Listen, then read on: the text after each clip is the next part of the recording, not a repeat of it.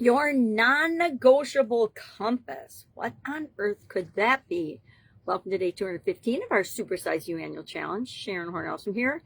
This whole month we're talking about spiritual related topics, spirituality, and you defined that for yourself yesterday.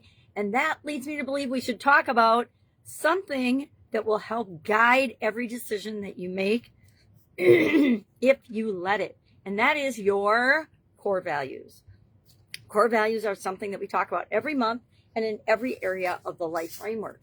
Why do you think that is? If I talk about something 9 to 12 times a year, it's because it's important. It's foundational, and it's something that I've learned over decades of practice that has had an incredibly positive impact on me, my life, my businesses, my experiences, my relationships, every area and aspect of my life. If I cover it in every area, that's how important it is. It's why we talk about the SOAP framework every month. It's why we talk about the certain practices and certain things that we journal on and we do every month. Because if we do a little bit every day, if we do even just a little bit every month, it gets us light years ahead of where we would be if we weren't doing these things.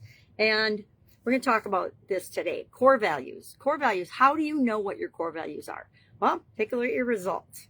Your results will always show you what's really going on inside your mind and your actions if you are brave enough to take a step back and look. It's hard sometimes to look at different areas and aspects of our life and the results we're getting or not getting in them versus what we know we could hold ourselves accountable to. I'm an example of that, just like everybody else is. But defining our core values doesn't have to be hard. It's not what you say. Core values aren't what you say. It's what you actually do and take action on.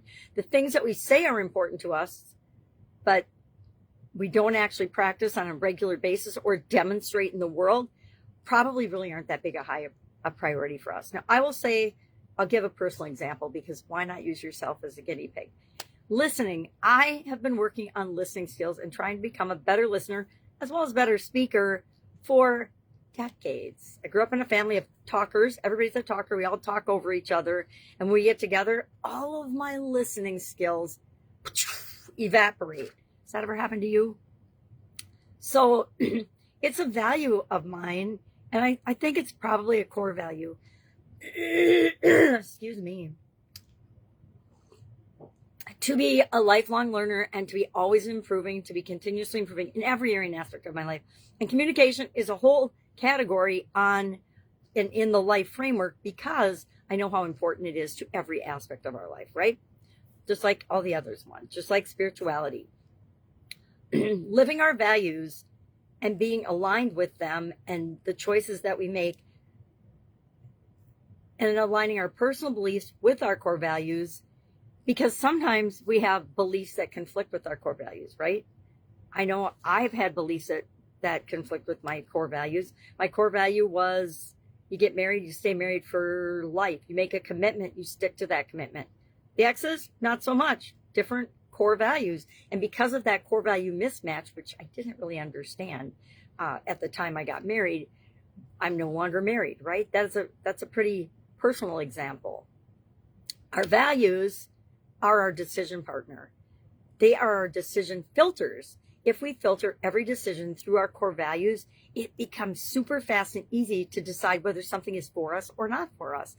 We can apply that to opportunities. We can apply that to problems. We can apply it to relationships. We can apply it to everything because our core values are like that line in the sand that we don't go below. It's like a line that we will not let ourselves cross. It's like saying, I'm never going to commit a crime. It's just not going to happen. I'm never going to riot. It's just not going to happen. I mean, those are lines in the sand I'm not going to cross. Do I believe in continuous improvement and growth? Yes. But demonstrating in negative ways to me is a line I refuse to cross. So, wow, my throat is so weird today. I think it's because of the weather. We've had such a humid, interesting summer this year. So I can think of so many stories about this, and we're being in alignment with listening to my intuition, which is something that I should do more of, and not listening to it, but listening and looking at things that look good on paper, but weren't, like jobs, for example. I took a couple of jobs throughout my career that looked awesome on paper. They sounded good in the interview, got the job, got into it, and realized it was just a crock of you know what and misrepresented in terms of what I was expected to do when I joined the organization. And in a couple instances, all of them, I guess I've left corporate America in 2004. So I chose when the timing was right to leave each of those positions that weren't a right fit for me. So when our values are clear, I guess this is the biggest lesson for today. When our values are clear and we know who we are and we have clearly identified our core values in each of the different areas and aspects of our life. And what we do is we do it in each of the 9 life framework areas as we go through that, focus time on each one. And then at the end of the year in December, sometimes in November we do it, but usually in December, we filter through and we say, okay, of all of these, what are the common threads? I will tell you, love shows up. I'm going to share my 3 top core values in the area of spirituality because I think that helps to share those. And if it doesn't, then you're going to have to come up with your own. I actually got a Chat GPT prompt from somebody, I don't remember even where I got it from, about identifying your top 5 core values. And that is across the board. It just asks you some questions and then you, actually it doesn't. It just gives you the lists. It automates the process of doing and identifying your own core values. And it just gives you different lists to choose from. And then the ones you voted for the most end up on the top 5. That's exactly how that works in the background. So is it super accurate? I don't know. I guess all of the things that came up for me are, excuse me, core values of mine. I can't remember what they are. I'm not looking at it right now. I just said, okay, what are my top 3 core values? Love. Love is always one of my core values. Because if we love ourselves and love other people and act and decide out of that, we're always going to make better decisions than if we don't, right? Another one for me is do what you say you're going to do.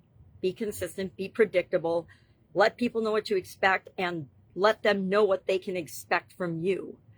And then continuous improvement, lifelong learning, personal growth and development. I guess that's a lot more than one, but you understand what I mean. It's all tied together in my mind. So what we're going to do today, our action item is to identify your top 3 spirituality goals. And I guess under spirituality, connection to a higher power or something outside of me, or living more out of my big me, the big spiritual, social, soul-related me, and filtering everything through that, not just making decisions like I used to when I was younger. I just see the situation, make a decision. See the situation, make a decision. Was it always the right decision? Absolutely not. We don't ever always do anything right. But by making a decision fast and figuring out if it wasn't the right thing to do, that's how we figured it out, and we then made a different choice and did something differently. Wish I had done that in certain areas of my life that I didn't do that in. Why? Because I was emotionally tied to those situations, and they tied into other core values like love. A couple of things that we could think about today with respect to this. What would I never compromise on in my life? What's something I'll never allow in my life? Do you have a daily,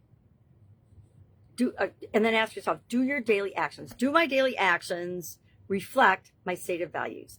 I'm going to say in most areas they do. As far as consistency, doing what I say I'm going to do. I mean, this is my 9th year doing an annual challenge. That means I've showed up every day for 9 years. I think that's pretty consistent. And that is in alignment with doing what I say I'm going to do. If I say at the beginning of the year I'm doing an annual challenge, stuff's going to come up during the year that I don't want to do it and I want to quit doing it for some reason, but I already committed to it, so it's going to happen. Who am I when I'm at my best? And what values are present when I'm being my best? What am I? Usually I'm setting an example, a positive example. I'm helping other people with something, which is showing love, things like that. So when you don't have a value filter, you just say yes to things that aren't necessarily right for you. I would say there's been certain times in my life where I turned my value filter off, especially in the business world, where I was doing a business with other people and I would hop on and we would do a certain business together. And I realized into it that it wasn't a core values match for me. The business itself, the model itself didn't feel right to me. It didn't feel aligned. I learned about alignment now. I guess I learned about alignment a long time ago, but it seems like since I joined the school platform, everybody's talking about alignment and clarity and focus and all this stuff. So we need to have it and our core values as a filter. So share in the comments below, what are your top 3 spiritual core values? And the reason I want us to share is I think we're going to see that a lot of us have the same spiritual core values. We all think we're so different, but bottom line, at the human level, we're all very, very much alike. So that's it for today. If I can help you in any way, hit me up and ask. Otherwise, go out, make an awesome day, and I'll, of course, be with you tomorrow.